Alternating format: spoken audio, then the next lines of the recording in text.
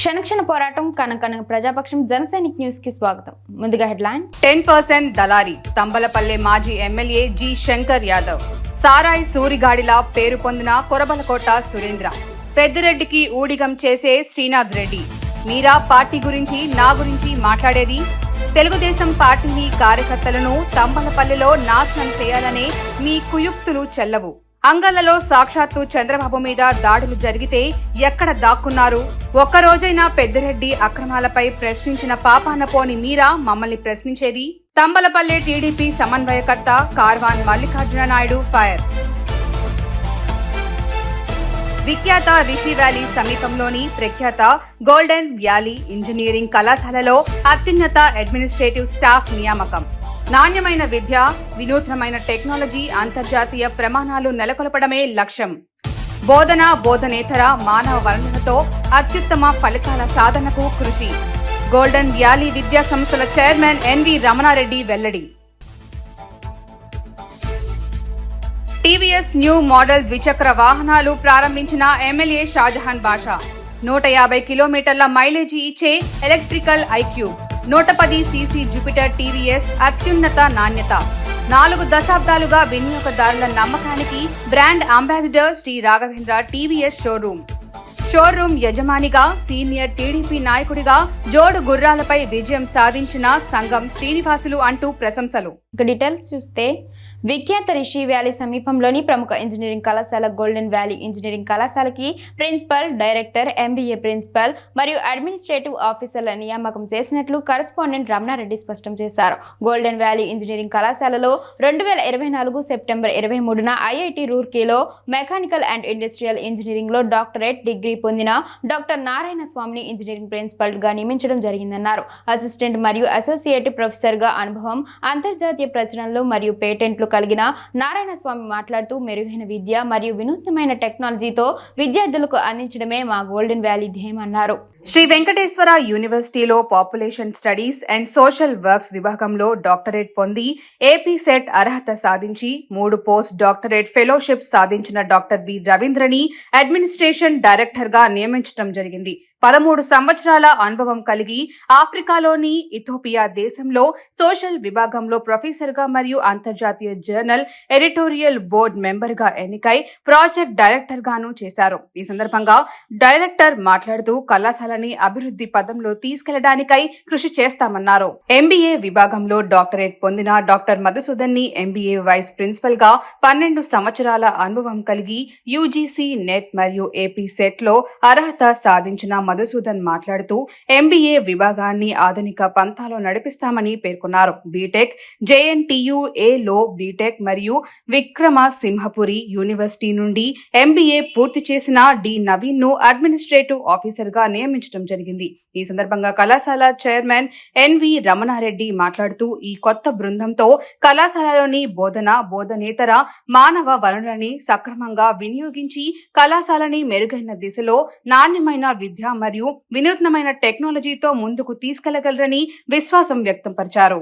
రాష్ట్రంలో దసరా తరువాత క్యాడర్ ఎక్కువగా ఇబ్బంది పడుతున్న ఓ 10 నియోజకవర్గాలలో చంద్రబాబు యాక్షన్ ప్లాన్ రెడీ చేశారనే వార్త చక్కర్లు కొడుతోంది. రాష్ట్రంలో పలు నియోజకవర్గాలలో ఎమ్మెల్యేలపై తీవ్ర అసంతృప్తితో రగిలిపోతున్న పార్టీ క్యాడర్ అలాంటి నియోజకవర్గాలలో జరుగుతున్న పరిణామాలపై దృష్టి సారించి చర్యలకు సిద్ధమైన టీడీపీ హైకమాండ్ సమస్యలు ఉన్న నియోజకవర్గాలలో మండలాల వారీగా పార్టీ కోసం కష్టపడిన నాయకులను గుర్తించి 3-man కమిటీలు వేసే దిశగా అడుగులు చేస్తున్నట్లు టీడీపీ కోర్ కమిటీ సభ్యుల నుంచి వినవస్తోంది. పార్టీ కోసం ఎవరు కష్టపడ్డారు, పార్టీ కష్టాల్లో ఉన్నప్పుడు ఎవరు ఆర్థికంగా అండగా నిలిచారు, ఏ నాయకుడు ఎంత మేర పార్టీ కోసం పని చేశారు అనేది పూర్తి సైంటిఫిక్ డేటా అధినేత తన వద్ద ఉంచుకొని అంతర్గతంగా సమీక్షిస్తున్నారు. దీంతో సమస్యలు ఉన్న నియోజకవర్గాలలో ఎమ్మెల్యేలకు జలక్ తప్పదని విశ్లేషకులు భావిస్తున్నారు. ఏ నాయకుడిని, కార్యకర్తని పార్టీకి దూరం కానివ్వడానికి వీలు లేదు అని, ఏ స్థాయి నాయకుడికి అయినా అన్యాయం జరగడానికి వీలు లేని విధంగా యాక్షన్ ప్లాన్ టీడీపీ హైకమాండ్ సిద్ధం చేస్తుంది. 2014-2019 మధ్య తరహాలో శాసనసభ్యుల మీద పార్టీని వదిలేసి నష్టపోయిన పరిస్థితి కనపడింది.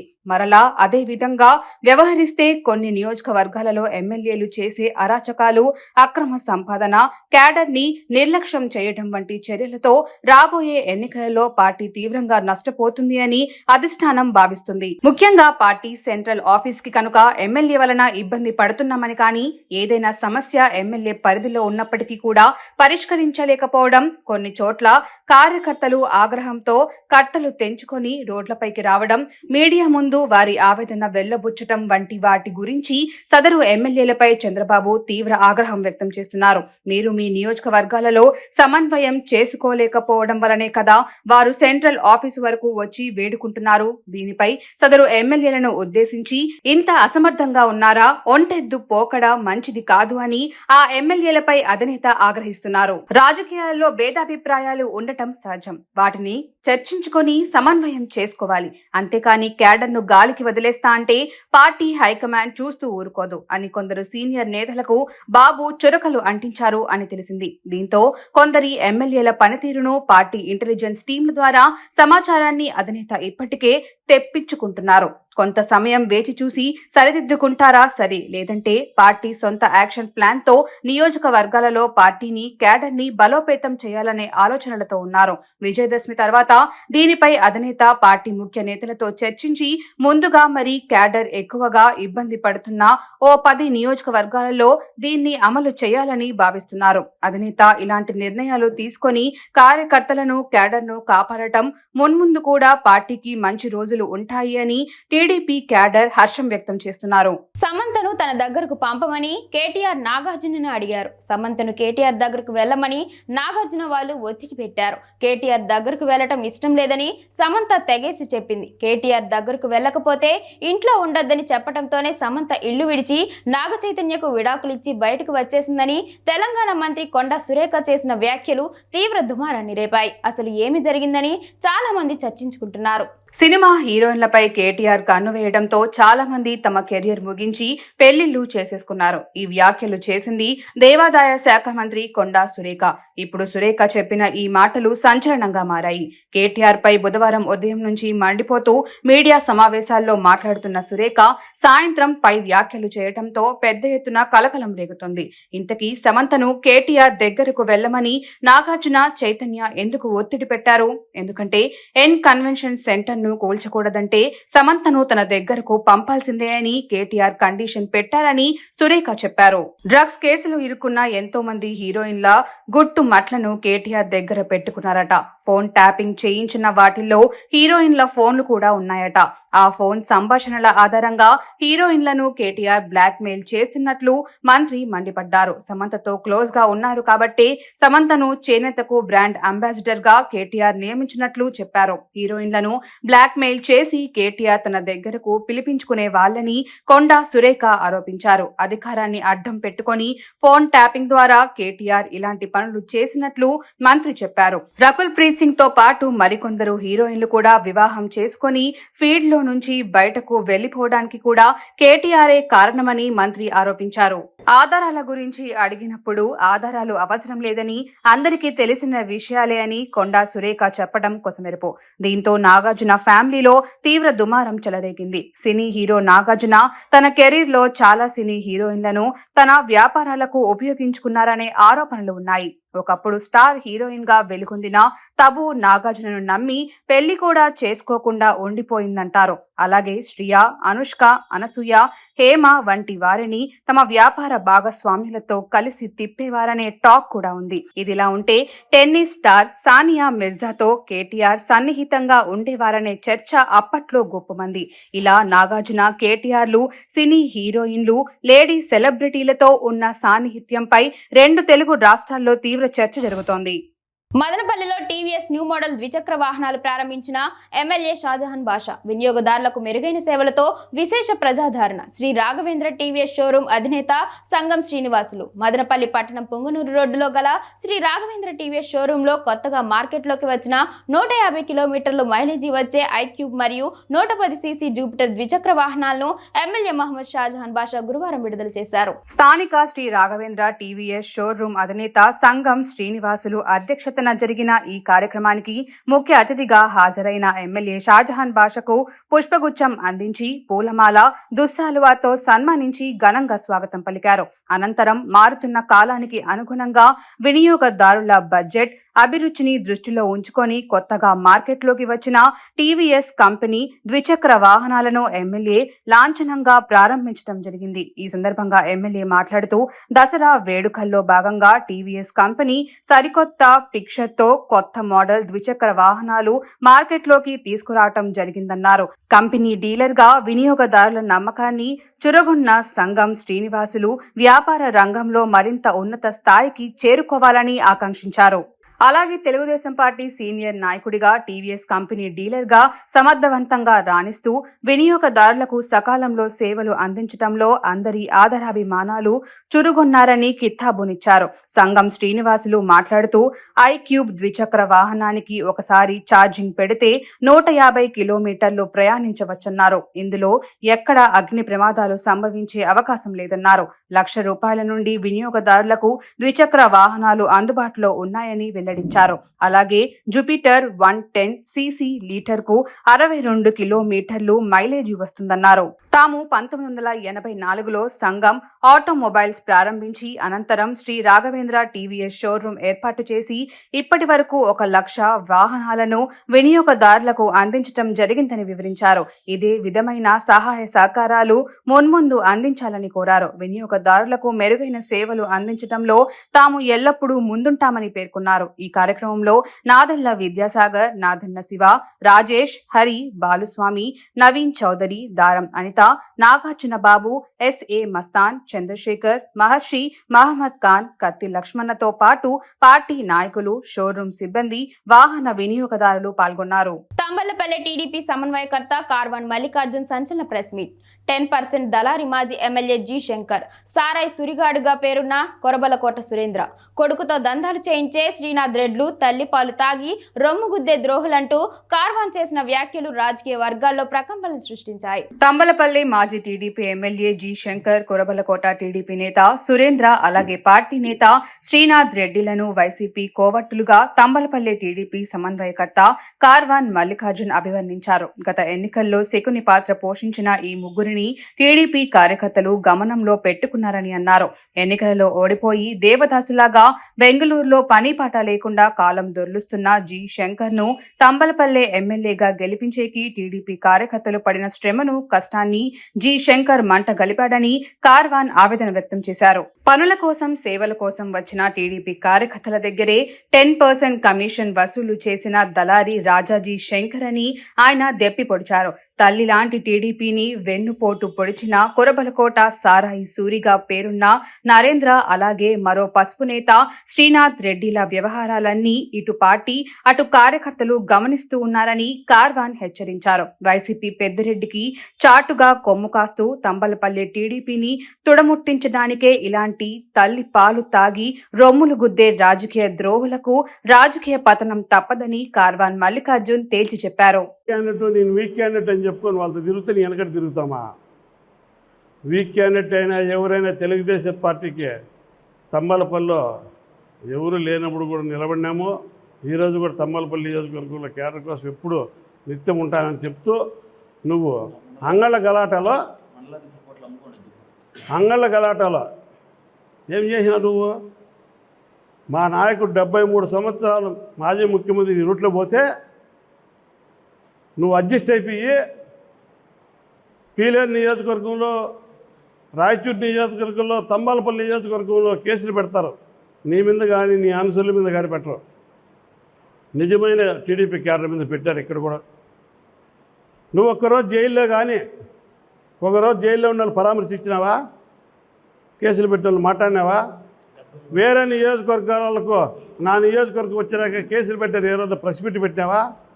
నువ్వు ఈ బీఫార్మ్ అమ్ముకొని పోవాలని పెద్దిరెడ్డి ఫ్యామిలీతో లాలూసి పడినావు కాబట్టి నీకు వెరికేసి మా నాయకుడు వేరే వాళ్ళకి ఇచ్చినాడు, జయచంద్రారెడ్డికి.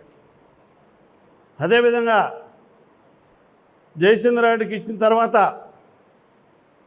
నేను ఒక 20 రోజుల తర్వాత వచ్చిన. మా జిల్లా అధ్యక్షుడు కానీ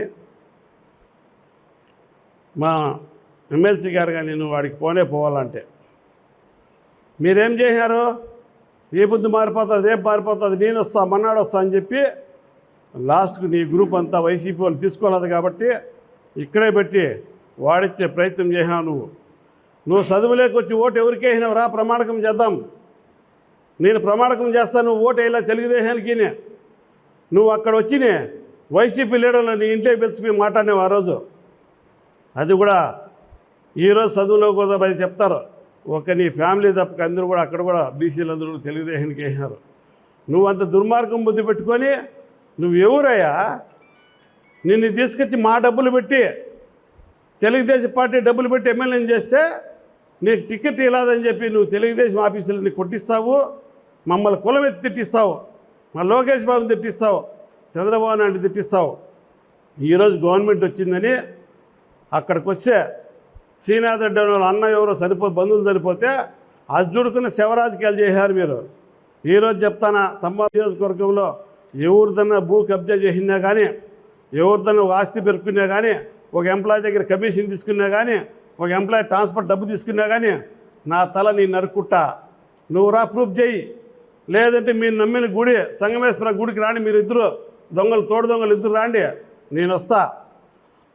నువ్వు కమిషన్ తీసుకున్నావని చెప్తా, ఆయన నేను అనలేదని చెప్తా, కోవట్టని ప్రమాణకం చేస్తా. నువ్వేం చేసినావు నియోజకవర్గంలో? 45,000 మెజార్టీ వచ్చేదానికి లాస్ట్ ఇంట్లో అమ్ముకున్నావు నువ్వు 10,000తో, అది కూడా ప్రమాణకం చేస్తా. 100 ఉద్యోగాలు ఉంటే కాంట్రాక్ట్ వేసి 200 డబ్బు తీసుకుంటావు. 10 కోట్ల వర్కులు ఇస్తే 100 కోట్లకు డబ్బులు తీసుకుంటావు. నువ్వే చెప్పినావు కదా 1800 కోట్లు డెవలప్ చేసినాను, 10% ఎంత వచ్చిందో నీకు డబ్బు? 2000 కోట్లు. నువ్వు ఎంత దుర్మార్గుడు అంటే నీ ఇంటికి వచ్చి పిలుచుకొస్తే మా అమ్మ నాన్న తిట్టిస్తావా? రా, నువ్వు నీతి పరుడైతే నిజాయితీ పరుడైతే చెప్తాను కదా. నువ్వు ఎక్కడ చూసినా డబ్బులు ఇవ్వాలి ఇబ్బంది కూడా. నువ్వు నీతి నిజాయితీవుడైతే వాళ్ళందరూ నువ్వు డబ్బులు ఇస్తున్న వాళ్ళకందరికీ నేను ఎవరికైనా 10,000 బాకీ ఉంటే పంపించు, 10,000కి 20,000 కడతా. నేను నా నిజాయితీ అది. నా ఆస్తి నమ్ముకొని కావాలంటే పెట్టుకున్నా. నేనంటే ఏమనుకుంటానవయ్యా నువ్వు? నీ మాదిరి దొంగగా ఉద్యోగాలు అమ్ముకున్నాను అనుకుంటానవా? నీ మాదిరి ఎంప్లాయీస్ని పెట్టుకొని పోలీస్ స్టేషన్లకు రాకుండా చేసుకుంటాను అనుకుంటానవా? నీ మాదిరి నీరు చెట్లో వర్కులు చేయకుండా డబ్బు తీసుకున్నాను అనుకుంటానవా? ఆ నిజాయితీ ఉంది కాబట్టి నేను ఎంపీటీ గెలుచుకుపోయినా, పోటీ చేయకపోయినా నన్ను నమ్మి ఉండాలి. ఎక్కడైనా కూడా అధికారులు కానీ ప్రతి ఒక్కరు కూడా. నువ్వు 3 చెక్ పోస్టులు పెట్టావు. నీ ఆఫీసు చెక్ పోస్టు, పాల డైరీ కాడ check post, Vempalli cross check post, సీకిల్బైల్ చెక్ పోస్ట్ కాడ అందరి దగ్గర డబ్బు తీసుకుంటా పోయి లాస్ట్కి ఉద్యోగాలు లేకుండా లెటర్లు ఇచ్చేసి చేసిన పరిస్థితి నీదే. వార్తలు ముగించే ముందు హెడ్లైన్స్ మరోసారి. 10% దళారీ తంబలపల్లె మాజీ ఎమ్మెల్యే జి శంకర్ యాదవ్. సారాయి సూరిగాడిలా పేరు పొందిన కొరబలకోట సురేంద్ర. పెద్దిరెడ్డికి ఊడిగం చేసే శ్రీనాథ్ రెడ్డి. మీరా పార్టీ గురించి, నా గురించి మాట్లాడేది? తెలుగుదేశం పార్టీని, కార్యకర్తలను తంబలపల్లెలో నాశనం చేయాలనే మీ కుయుక్తులు చెల్లవు. అంగళ్లలో సాక్షాత్తు చంద్రబాబు మీద దాడులు జరిగితే ఎక్కడ దాక్కున్నారు? ఒక్కరోజైనా పెద్దిరెడ్డి అక్రమాలపై ప్రశ్నించిన పాపాన పోని మీరా మమ్మల్ని ప్రశ్నించేది? తంబలపల్లె టీడీపీ సమన్వయకర్త కార్వాన్ మల్లికార్జున నాయుడు ఫైర్. విఖ్యాత రిషి వ్యాలీ సమీపంలోని ప్రఖ్యాత గోల్డెన్ వ్యాలీ ఇంజనీరింగ్ కళాశాలలో అత్యున్నత అడ్మినిస్ట్రేటివ్ స్టాఫ్ నియామకం. నాణ్యమైన విద్య, వినూత్నమైన టెక్నాలజీ, అంతర్జాతీయ ప్రమాణాలు నెలకొల్పడమే లక్ష్యం. బోధనేతర మానవ వనరులతో అత్యుత్తమ ఫలితాల సాధనకు కృషి. గోల్డెన్ వ్యాలీ విద్యా సంస్థల చైర్మన్ ఎన్వి రమణారెడ్డి వెల్లడి. టీవీఎస్ న్యూ మోడల్ ద్విచక్ర వాహనాలు ప్రారంభించిన ఎమ్మెల్యే షాజహాన్ బాషా. 150 కిలోమీటర్ల మైలేజీ ఇచ్చే electrical iQube, 110 CC Jupiter TVS అత్యున్నత నాణ్యత. 4 దశాబ్దాలుగా వినియోగదారుల నమ్మకానికి brand ambassador Shri Raghavendra TVS showroom యజమానిగా సీనియర్ టీడీపీ నాయకుడిగా జోడు గుర్రాలపై విజయం సాధించిన సంఘం శ్రీనివాసులు అంటూ ప్రశంసలు. క్షణక్షణ పోరాటం కనకన ప్రజాపక్షం జనసైనిక్ న్యూస్ ఇంతటితో సమాప్తం. తిరిగి రేపటి బులెటిన్లో మళ్ళీ కలుసుకుందాం. అంతవరకు సెలవు. నమస్కారం.